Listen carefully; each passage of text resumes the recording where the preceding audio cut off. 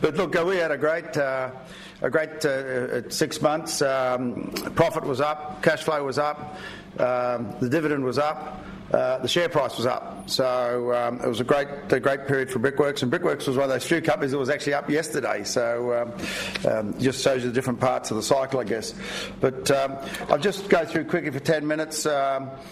Some of the results. I think most of you have heard me talk before, and we've got there just a slide of our structure. We've added another division, Specialised Building Products, which has got a different sort of model there. We're doing like the Apple model, putting the IP together and finding factories overseas to manufacture it and bringing it in and certifying it, distributing it across Australia. So that'll be a space to watch in the future. You can see there the earnings, $75 million, up on the 62.8 and up on 53.4 2 years ago. You can see the dividend. Brickworks is one of the rare companies, matter of fact, one of 8 companies on the stock exchange that has not reduced its dividend in the last 15 years, which is, I think, an amazing result, and particularly compared to our peers. Just look at the return in the 6 months. The actual share price was up 29%, and the All Ords was down 4.7 over that period, so we outperformed 34%. So quite amazing return for shareholders in that period. Looking at a financial snapshot of the various divisions of Brickworks, Building Products was up to 25% to 32.6 million EBIT. Land Development up 17% to 45.4. Investment earnings were down a little bit, 11%, even though the value of our holdings was up almost $400 million. Interest costs were low. We had lower borrowings, lower interest rates. The swaps ran our way. Income tax was up because we had more earnings, giving us the underlying NPAT of $75 million and a couple of minor significant items. Just there's a graph showing the performance over a number of years. We have a breakdown of significant items I won't go through. CapEx was well controlled, with running at about a similar rate to what the stay in business CapEx, a similar rate to what the depreciation was. The main expenditure on as far as developing the business was related to the refit of our Rochedale factory, which is underway at the moment. Just looking at some of those key financial indicators, you can see that nearly all improved, and for me particularly it was nice to see that our net debt now has fallen to 12.5% and interest covers 14. So some of the strongest numbers I've seen in the time that I've been MD of Brickworks, and really puts us in a good position going forward should there be any opportunities. Just looking closer at the building products, which is there, which most people have great interest in. Sales are up about 5%.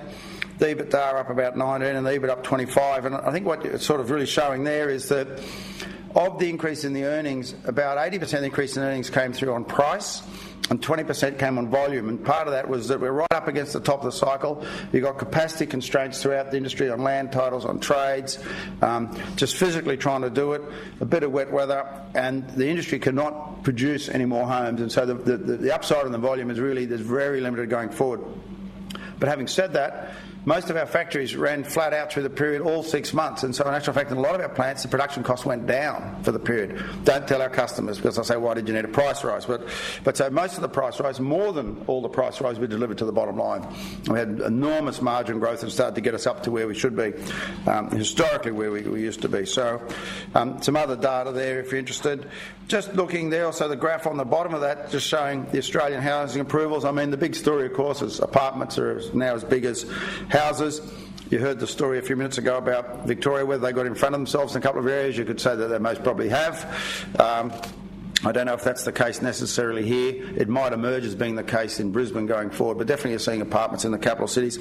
But the housing, particularly since 2000, has been more stable on a national level than it has been at any period for the last 30, 40 years, and which is interesting in itself. And what's sort of there is it's held back by land supply constraints more so than lack of demand. And so if you look at each of the states on this next slide, you'll see that Victoria is very strong, lowest, cheapest housing anywhere in Australia there, continues to grow. New South Wales still recovering. Look at that blue line, the valley of death. 15 years in the wilderness, thanks to the previous Labor government here. Only now is it getting back to the 02 and 03 levels. So, where could New South Wales go?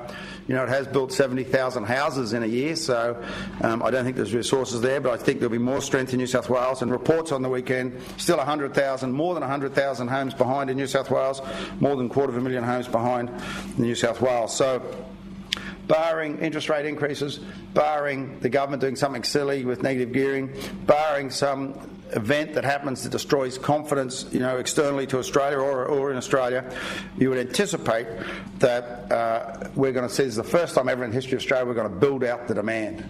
And that's never happened before. And if things keep going, so I'm sort of saying I think it's 2 to 3 years more in this. WA, there you see the orange curves come off.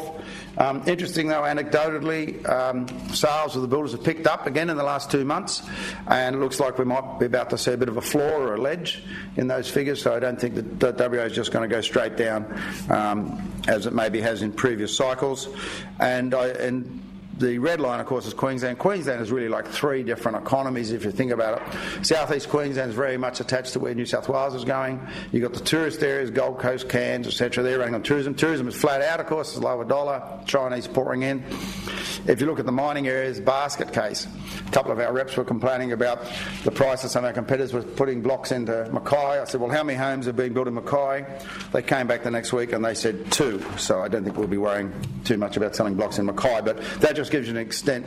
Mackay's lost 1/3 of its population in the last 12 months. Absolute basket cases in there. So quite a diverse economy in Queensland. I won't really get much into it, but that's basically the main themes.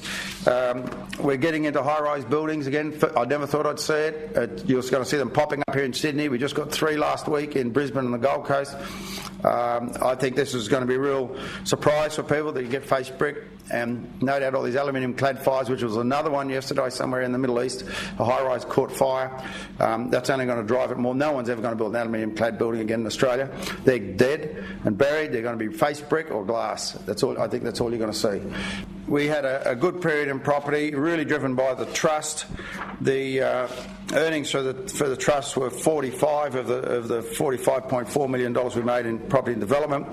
6.4 from income. The revals were the main story. The cap compression rates have kept driving the valuations, 30 million there, but that also included rental increases, which was good, and there was a development profit of 8.4 million. It's pretty good when the when the cap rates compress when you're building something, because it means that the development profit's going to be more. So we continue to put land into the trust and open up new sections as we sell out the prior. The total value came down a little bit for the period, $933 million, following the sale of the CDC, which helped us also reduce the gearing in the trust below 40%, also reduced the gearing on the main balance sheet of Brickworks through the income we received from that. Current equity is $312 million. I would think that in 5 to 7 years the property trust will go close to $2 billion without much trouble, working on the 2 estates, one here in Western Sydney and one at Rochedale in Queensland. So we're fairly positive on that. In this thing there's a full breakdown there if you want to have a look at all the properties and our current land holdings. So and the last part of the Brickworks equation is the investments, which is of course Washington H. Soul Pattinson. Their earnings were down a little bit. As you know, Washington H. Soul Pattinson owned 27% of TPG and 60% of New Hope Corporation. But for us, the value went up $318 million in the period. I mean, it dwarfs what the earnings were. And of course, we also received a nice underlying dividend in that period as well. And if you were lucky enough to hold shares in Washington H. Soul Pattinson, they actually increased 34% in the last 12 months and outperformed the market 38.7%. And the 15 years compound, it's 14% compound for 15 years, so quite an astounding story. And Brickworks is very fortunate to have such a good investment in there. So we're very positive for the future. Building products look like it's going to continue at the same rate for at least this period, with the pipeline at least out to a year in most markets. Land development will be stronger, and sols will always be there as it has been in a solid earning. So we anticipate it's going to be a very good year for Brickworks this year.